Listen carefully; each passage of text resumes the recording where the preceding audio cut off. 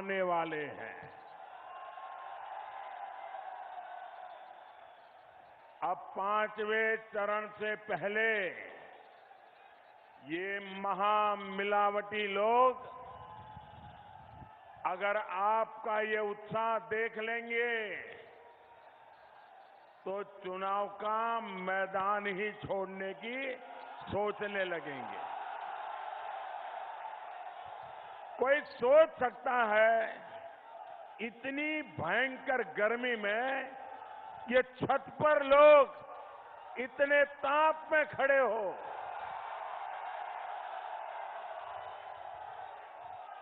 चुनाव मैंने बहुत देखे हैं भाई, चुनाव की गर्मी भी देखी है, लेकिन मई महीने की इस भयंकर गर्मी में छत पर खड़े रह करके भी आशीर्वाद देना शायद ऐसा सौभाग्य किसी को नहीं मिला होगा। यहां भी जो दीवार पे खड़े हैं, मुझे डर लगता है कोई गिर न जाए। उधर भी वही हाल है।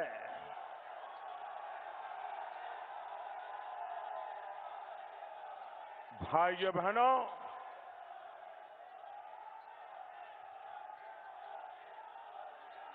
उत्तर प्रदेश का जितना मैं धन्यवाद करूं उतना कम है। सर झुका के नमन करता हूं दोस्तों। ये प्यार, ये आशीर्वाद मुझे गदगद कर देते हैं। मैं आपका हृदय से आभार व्यक्त करता हूं। उत्तर प्रदेश के लोगों ने जिस तरह ठान लिया है कि विकास के आगे उन्हें कुछ भी मंजूर नहीं है।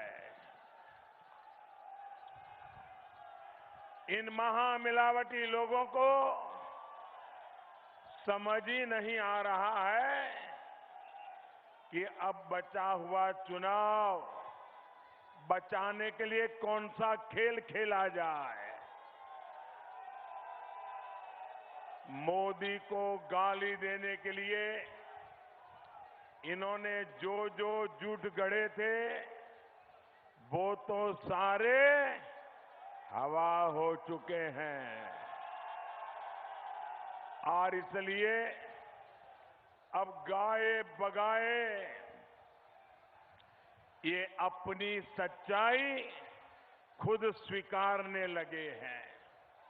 साथियों, अब ये साफ हो चुका है कि समाजवादी पार्टी ने गठबंधन के बहाने बहन मायावती का तो फायदा उठा लिया, चालाकी की, उनको अंधेरे में रखा, बड़ी बड़ी मान सम्मान की बातें की, आपको प्रधानमंत्री बना देंगे ये भी कह दिया।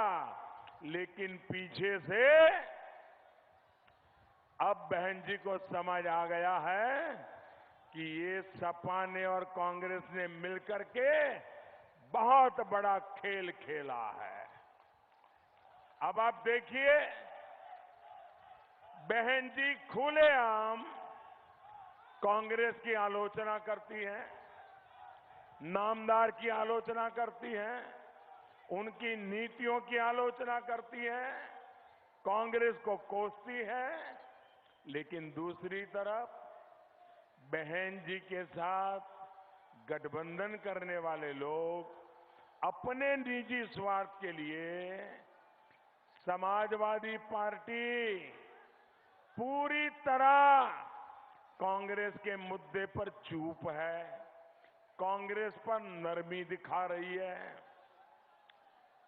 बची कांग्रेस तो उसके नेता खुशी खुशी समाजवादी पार्टी की रैलियों में मंच साझा कर रहे हैं।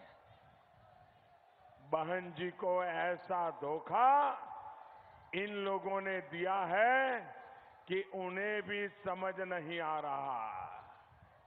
भाइयों और बहनों, इन महामिलावटी लोगों की यही सच्चाई है।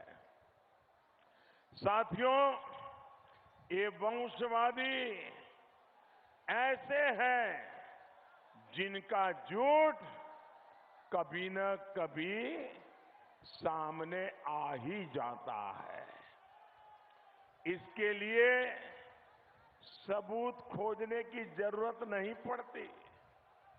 सोचिए, जो पार्टी पहले चरण के मतदान से पहले खुद को प्रधानमंत्री पद के दावेदार बता रही थी, वो ये मानने लगी है कि हम तो यूपी में सिर्फ वोट काटने के लिए चुनाव लड़ रहे हैं, वोट कटाऊ पार्टी बन गए हैं।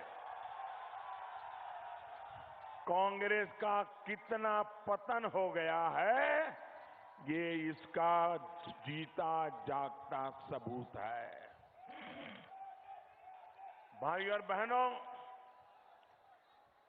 वोट काटना, समाज तोड़ना, देश बांटना, कैबिनेट का अध्यादेश फाड़ना, यही कांग्रेस की पहचान बन गया है। साथियों, चौथे दौर के मतदान के बाद और जो बातें निकलकर सामने आ रही हैं, वो गौर करने लायक है।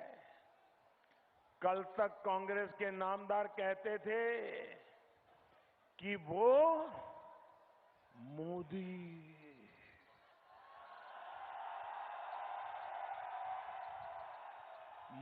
के प्रभाव को और मोदी के ऑरा को, इस ऑरा से डरते हैं।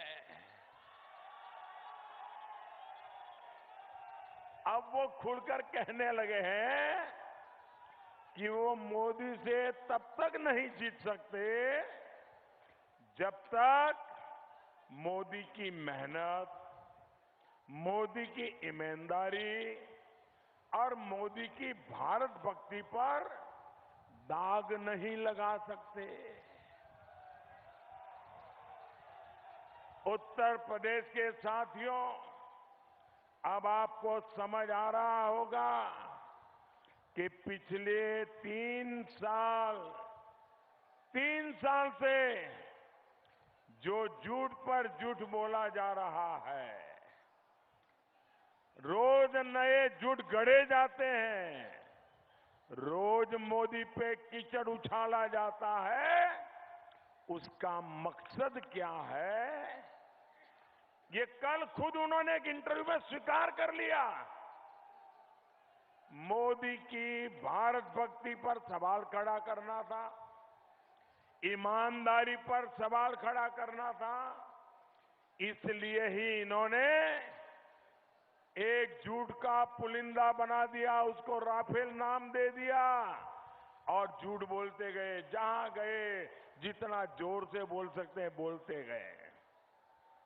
इन्होंने अपने सारे दरबारियों, पूरे इकोसिस्टम को इसी काम में लगाया हुआ है।